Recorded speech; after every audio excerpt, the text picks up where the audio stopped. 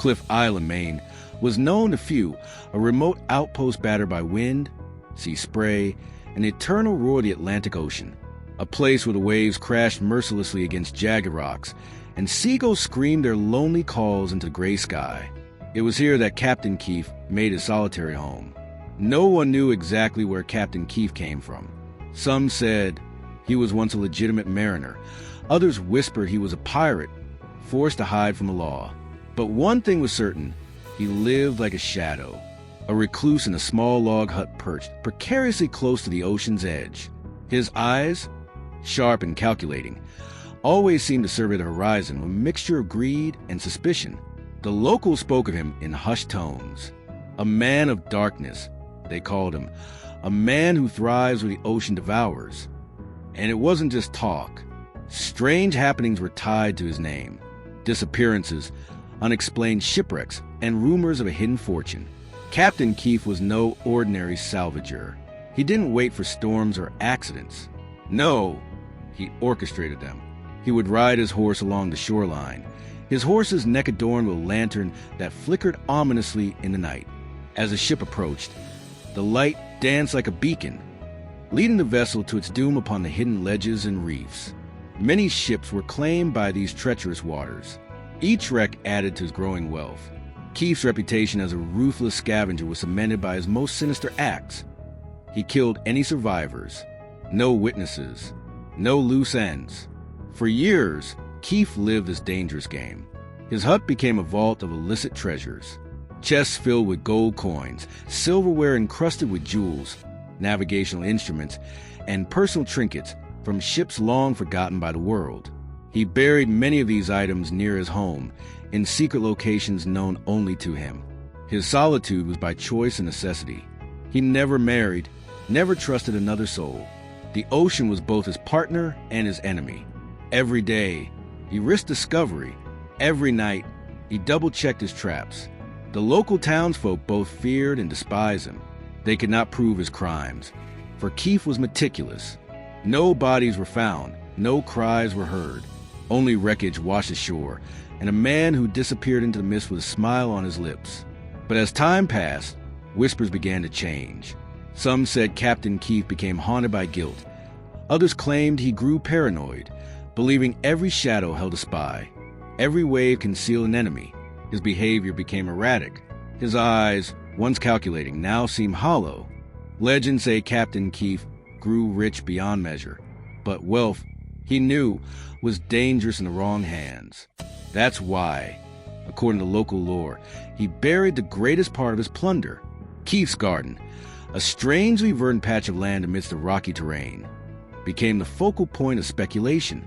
Some claimed the garden was unnatural, lush and green, as if the buried treasure nourished the soil itself. Flowers grew larger, the grass thicker, and wild berries sweeter. Keiff never spoke of it. He left no map, no journal. His only companions were the ocean, his horse, and the heavy silence of the island. When he died, old and alone, the islanders scoured his hut, finding little to suggest the scale of his fortune. Only whispers, vague memories, and a growing sense of mystery. Keiff's garden remained untouched, regarded by many as cursed. The land itself seemed to resist intrusion. Metal detectors beeped faintly without cause. Compass needles spun wildly. And those who dared search reported strange occurrences, low whispers, shifting shadows, and a deep sense of being watched. Decades passed. The legend of Captain Keiff became folklore. Treasure hunters, historians, and curious adventurers flocked to Cliff Island, driven by greed, ambition, or an insatiable thirst for mystery. One such seeker was Evelyn Monroe, a determined historian in her early 40s. Her obsession with maritime legends had led her to study Keiff's story extensively. Unlike many others, her motivation was not wealth, but truth. Evelyn's expedition was meticulously planned. Armed with ancient maps, satellite imagery, and local accounts, she assembled a small but dedicated team. Her eyes burned with the determination of one who believed the past was merely waiting to be uncovered. The island greeted them with its rugged beauty, rocky cliffs, dense underbrush, and a chill that seemed to seep into the soul. The team combed through Keiff's garden, their metal detectors beeping sporadically, only to reveal rusted nails and forgotten bits of shipwreck debris. But Evelyn refused to give up. Each night, as the sun set behind thick clouds, she pored over her notes, piecing together clues from old testimonies, coded diary entries, and faint cartographic hints. Then, on the seventh day, something extraordinary happened. It began with a faint sound, a dull metallic thump, almost imperceptible under the roar waves. Evelyn's heart raced. Her metal detector emitted a steady, urgent beep. The team gathered, their expressions tense. They dug. The earth, tough from years of exposure, gave way slowly. Every scoop of soil seemed heavier, laden with anticipation. Hours passed, yet their resolve never wavered. Finally, a solid wooden chest emerged, its surface worn by time and covered in moss. The hinges creaked as Evelyn pried it open. Inside lay a collection of artifacts beyond imagination. Rusted cannons, ancient navigational instruments, gold and silver coins, a weathered captain's journal, and personal items that once belonged to Captain Keiff and his ill-fated victims.